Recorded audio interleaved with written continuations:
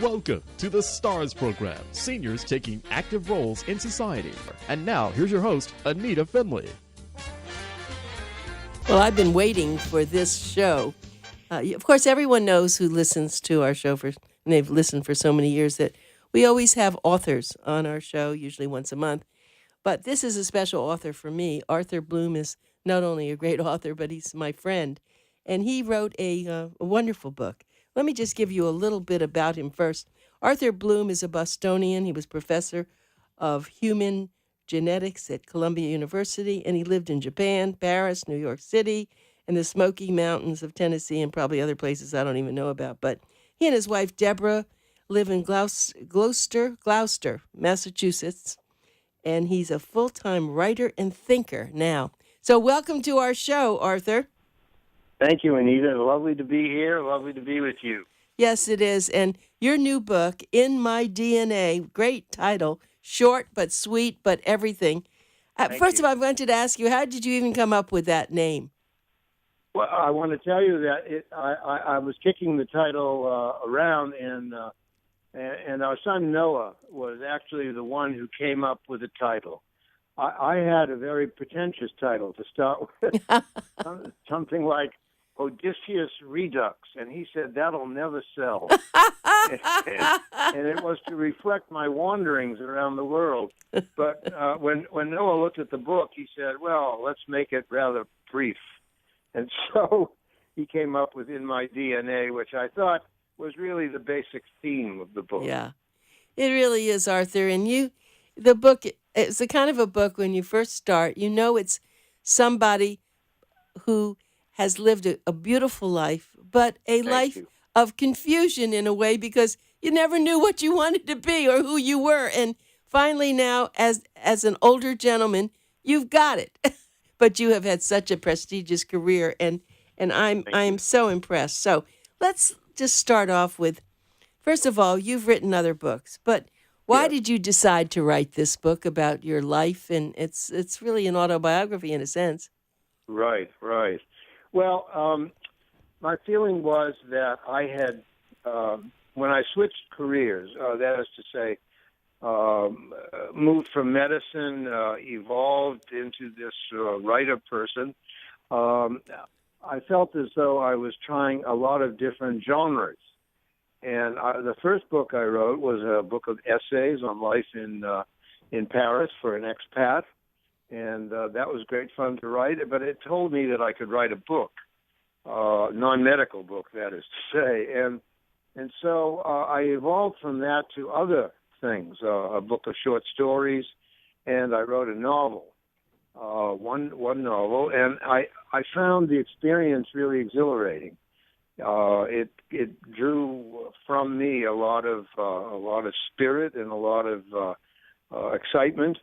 And so then when I finished the book of short stories, I said, well, my life I could really divide up into chapters. And it has been, with these wanderings and the career shift and all the rest of that, I thought, well, I'm going to give this autobiography memoir. It's a combination of autobiography and memoir, which is a distinction that people don't necessarily know about. But it's not a straight, linear autobiography or story of my life. It's more sort of chapters in my life, and I select things within each of the time periods to try to make them interesting to the reader. By the way, I want to add before we go much farther that we were not in Florida when Deborah and I when your husband, your wonderful husband Bill, died a few years ago, and he was really such a distinguished urbanist and environmentalist and gentleman and a lovely friend, and I know you miss him, and we think of him often too. That's very sweet of you. Wanted to add that. Thank you. That's very sweet. And we did become friends, and we had some beautiful circumstances how we were friends, and we even had a book. We actually had what I would say we had some friends, and we had some distinguished people at our home, and we had Arthur Bloom and his wife Deborah there, and Arthur was the celebrity author, and we talked about his book. Right. I remember that very vividly, and Yes. that was a great pleasure. That was a great pleasure. And I remember Bill asked some very interesting questions that day, too.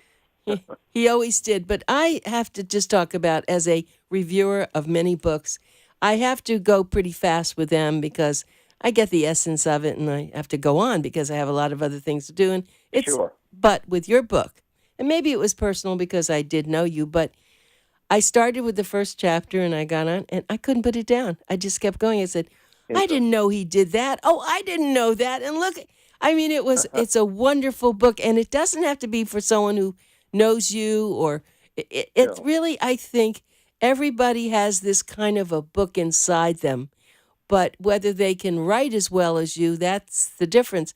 But I want you to Thank you. talk about your book in a sense of what did it do as you were writing it, and what do you feel now? Yes. Okay. My sense is that in this country in particular, and really around the world, there's a shift going on. Life expectancy used to be in the neighborhood of even in this country, 60, 70 years. There's a whole generation of people who are now living well into their 80s and into their 90s and some beyond. And I felt that if you had a career, or you started out in life intending to be X, Y, or Z, a doctor, a lawyer, a baker, whatever, and you reached the tender age of 60 or 65, you might be interested in doing something else. And certainly when you hit retirement, the time begins to hang heavy. I remember my good friend Ray said to me once, he had just retired, and I said to him, how's retirement going? And he said, the problem is my wife. She signed on for 2 meals a day, and now it's 3, and she's very unhappy about it. So that sort of thing went on. It was real, and he had time hanging heavy on his hands. But I feel as though I gave up medicine over the years for a variety of reasons, and I decided to write, which I had long really wanted to do, as I explain in the book. And so I began writing when we were living, actually before we went to Paris, but when we had a long stretch of time, 20 years, as you know, in France. And if a person wants to write, there's almost no better place in the world to write than Paris. I felt freer there, free of medicine, free of obligations and things. And so I began to write in a serious way there, and that's how this book has evolved. And so I think, to me, it has a couple of parts. First of all, obviously a very personal story that I wanted to share with people, and evolution from one career to another. And I think the shift in the career is important to say that, when you're on in years a few and you're still thinking well and have some abilities, that you can do something else. And you maybe, for a lot of people, they should do something else. And so there's this story of the evolution from medicine to writing. And I think that option is, for many people, does exist. Well, I agree with you totally, and I loved your little story about 3 meals now, not 2, but you're right. If you see people who are in their 80s, 90s, the happy ones are doing things that are creative or helpful to society. You can't just sit and watch television. And you, of course, you have just, you envisioned so much now in these years. You're never going to have enough years to do all that you want to do, because I'm sure another book's going to come out, or... yes, it is. Yeah, because this is what you were working for. It's funny. Most physicians and people in medicine, that's what they do. But I saw you're being a little tormented while you're doing such a great job in the medical world that you wanted the time to start writing. But as our parents always say, well, you have to earn a living, and so you have to do what you have to do. But inside you had that little person saying, wait a minute, I want to write, right? And now you can do it. Exactly. When I remember back in my college days, I was that's where I was, torn the most in a sense, because I was taking all of these pre-medical courses, and yet there was a side of me that really loved sitting in the stacks of Widener Library, just reading Pascal and Voltaire and then Camus, and I had that literary side, but I was also sort of there was pressure, as there is on most people, I think, to have a career, and especially people of my generation, our generation, really. And so I set aside the writing and the more bohemian sort of impulse, and I set it aside for the career in medicine, which I thoroughly loved and was really a part of and enjoyed. But as I got older, I felt I really want to express these other feelings that are in me, which are not really expressed in my day-to-day clinical and laboratory functions. And so I moved little by little towards that. It took time, I must say. Writing is something that you have to work at. And I did over a relatively short period of time, but I worked at it. I took courses. I don't know that the courses helped very much, but at least they made me focus on the writing itself. So it's been a great journey, and I'm enjoying it still, and we'll continue on a while with it, I hope. I sat around the table this past week with some of my classmates from college, and it was interesting. There we were at age 84, 85 or so, and people of some vitality, some intelligence, and people still productive. I mean, it was really an encouraging thing for me. And I had just published my book. Other people are doing the law or stocks in bonds or whatever. But having a life that's vital, and I think that's key. My guest is Arthur Bloom. He is a doctor, actually, an MD, who now is a writer. That's really what he wants to do. But and he's calling in from, is it Gloucester? Is that how I pronounce it correctly? Gloucester, yes. Gloucester, Massachusetts. The North Shore of Boston. Okay, North Shore of Boston. I'm sure it's cold.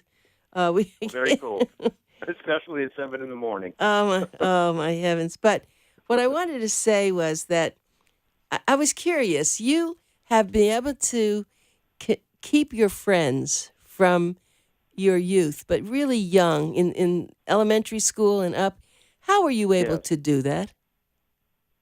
Well, I don't know. I just I think one has to be sensitive to the needs of your friends and want to be with these people. I think there are a lot of people. I mean, I remember my college roommate was very reclusive, and he had almost no friends. I was very outgoing. And had made a lot of friends at the Boston Latin School and at Harvard, and I came and felt very warmly toward them. We had good times together, and we enjoyed them, and still to this day I have people with, as you say, with whom I have been in relatively close contact. I think the key is to, if you enjoy being with people. I mean, I've enjoyed my friends. I've kept most of them, not all of them, but is to not be judgmental and to let people live their lives and share what you can with them. But I think the main thing is you pick up. At least I picked up where I left off, and I don't see them for months and months at a time. But when we get together, it's just warm and marvelous. I had a group of friends from the B'nai B'rith when we were together in high school and college, some of us, and we got together in Paris after many years, families grown and all, and a group came over when Deborah and I were living in France, and I mean, it was just wonderfully warm and loving and good. I don't know, not competitive, just enjoyable. See, it's really who you I are. love these relationships. Yeah, it's who you are, and that's always come out. In fact, because we were not together very long down here when we met you, Yeah. but it's something about you and Deborah. I have always included her because she's a shining star in your life, and I'm sure that's how people feel about her. And it's a nice feeling to have someone like that. But just getting back to your book, I was Yeah. curious, with so much to tell, how were you able to organize it the way you did so well? Well, I just sort of followed the strands of my life. The different period, the period in Boston as I was growing up was one sort of semi-distinct period, and then that led to the medical training, and then the experience in Japan, which was seminal in my life, my work as a geneticist. And as a human being, I mean, to discover another culture like that was just really enlightening for me, and I enjoyed it thoroughly. And then back in the States, I felt this is a different kind of laboratory research and clinical work in genetics. And then as I attained the goals that I sort of set out for myself, I wanted to become a professor at a very fine medical school, which I did at Columbia, and then once that was achieved, I kind of was freer, as I said, freer to do the things that were deeper in me, in my DNA, so to speak, and I let those things roll. And in France, I was able to do those things very freely and with happiness, and quality of life was very high. So the things just naturally, Anita, fed one phase into the next. I know I wandered a lot. A lot of my friends have stayed exactly where they were rooted in childhood and in the early years. But I was a little more restless, I guess. And I didn't hold myself guilty in any way, because it was an enriching experience to travel, meet people of all different walks of life, and in different countries. So I've enjoyed it, and I wrote one novel, and that was very well received. And I love when people read it and enjoy it, as you seem to have this book. Oh, very much, and it was encouraging to me, as you'll see in the review that I wrote. It's Great. okay. Well, maybe I need to think about that myself. I never have, because my husband did a wonderful autobiography, and it was great to look at it and know it. But somehow that hasn't been in my mind. But I think when people read your book, and I hope they will. As a matter of fact, when you just said something, I said, hence the name In My DNA, because you use that as who Yes. you really are. And that was That's beautiful. right. So it was a perfect name. You can thank Noah. He was smart. That was great. But let's just Thank you. say for people to buy your book, so you can go to Amazon and put in My DNA and the In my oh yeah, I'm DNA. sorry, In Yes. My DNA. Thank you. And it's Amazon, of course, In My DNA, and the author is Arthur Bloom. It would be very good if you'd buy it, and then of course write a review of it for yourself. But I know it will be spellbinding for you. It not only because you're reading about some terrific guy and what his life's been like, but it will make you think back on your own life. And I know that. That's what books are for. So be able to curl up if you're in a cold place, maybe curl up before a fire. Uh-huh. If you're not, go take it to the beach here in South Florida. But I really hope you will get the book. It's really an accomplished book by a gentleman who is as sweet as he sounds on the radio now. He is, but he's so intelligent, and he is.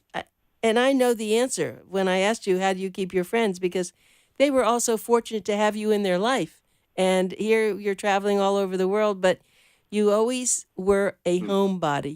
You're as Yes. much as you wanted to live here in South Florida, you just had that barometer to go back to where your roots are, right?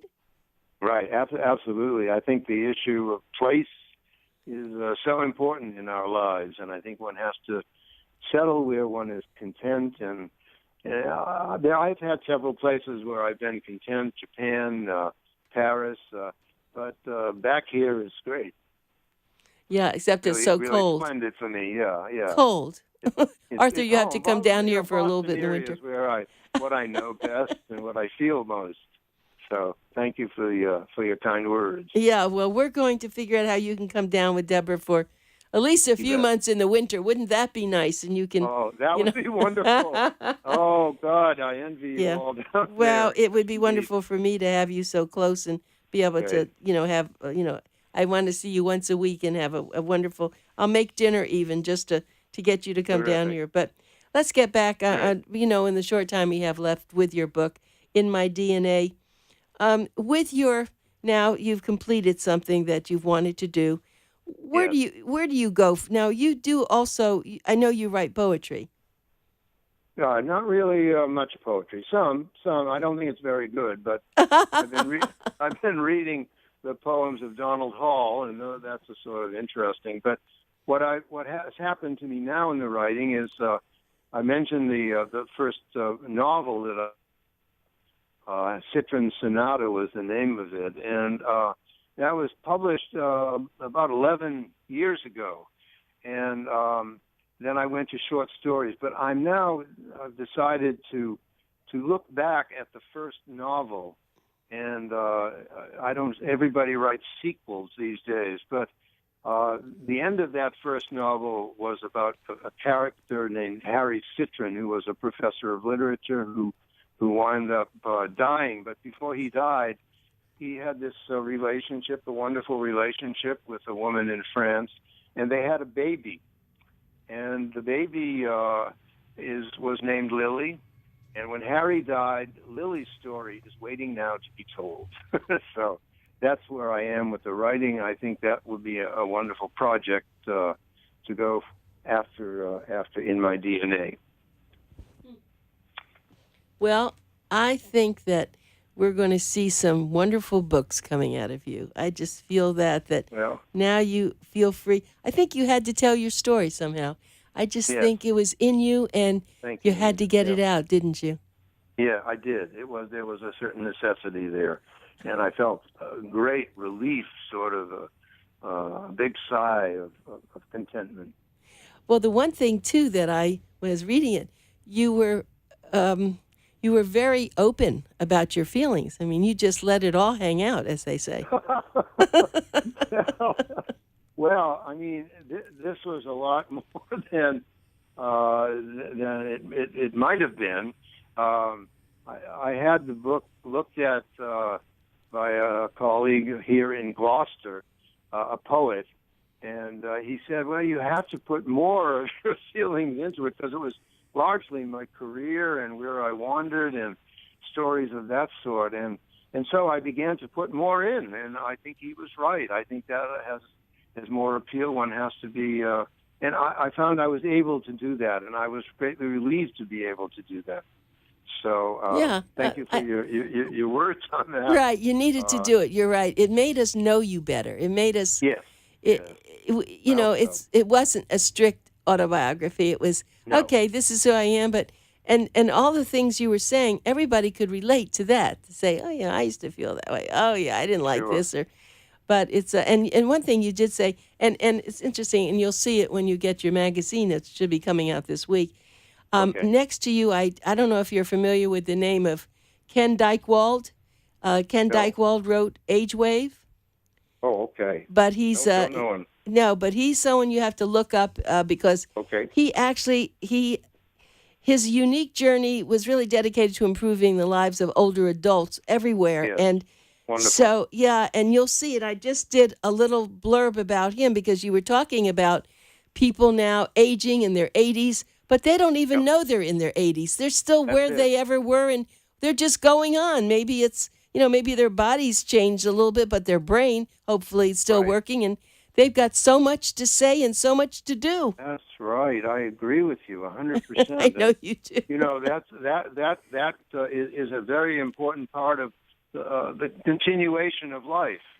Yeah. Wants to use what's in there. Squeeze the juice out of the orange. I love that. Squeeze the juice.